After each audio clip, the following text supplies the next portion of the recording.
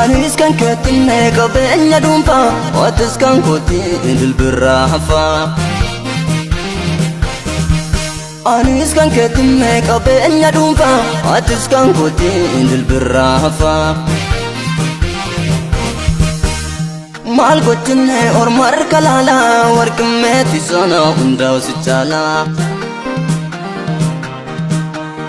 Maal gochinne orma harka laalaa warqimmeetti sana hundaa'u si caalaa Warqimmeetti sana hundaa'u si caalaa Warqimmeetti sana hundaa'u si caalaa Warqimmeetti sana hundaa'u si caalaa Warqimmeetti sana hundaa'u si caalaa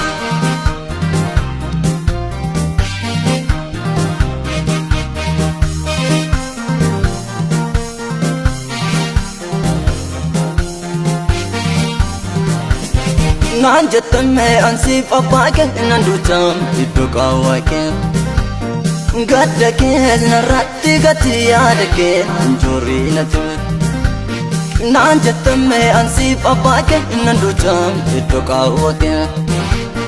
Gadda kee narratti gati yaada kee injoorii natti Ergatti naan jette maalirra yaadoon koo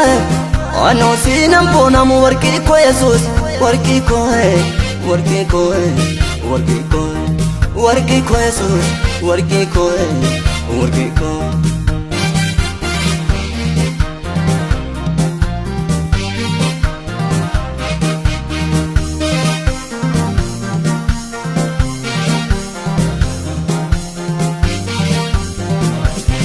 Qaawwaa koo mul'istum diinatti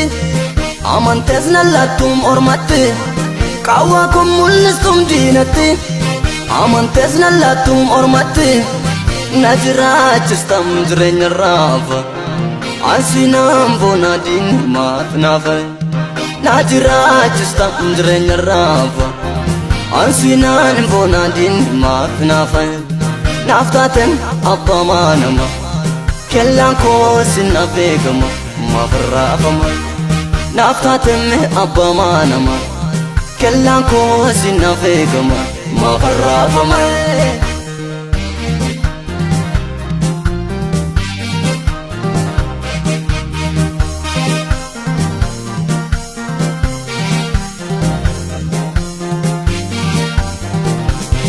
Yaanni kee kan namarraa nadda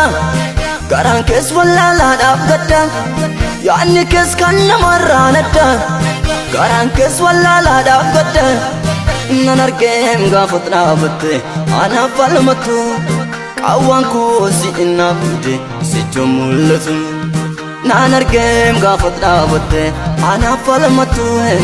Duwwaan koo si innaaf fuute sichoo mul'atu Anis kan ketinne qabeenya dhuunfaa Waatis kan kooti dilbirraa hafaa Anis kan ketinne qabeenya dhuunfaa Waatis kan kooti dilbirraa hafaa Maal gochinne orma harka laalaa warqimmeetti sana hundaa'u si caalaa Maal gochinne orma harka laalaa warqimmeetti sana hundaa'u si caalaa Warqimmeetti sana hundaa'u si caalaa Warqimmeetti sana hundaa'u si caalaa Warqimmeetti sana hundaa'u si caalaa Warqimmeetti sana hundaa'u si caalaa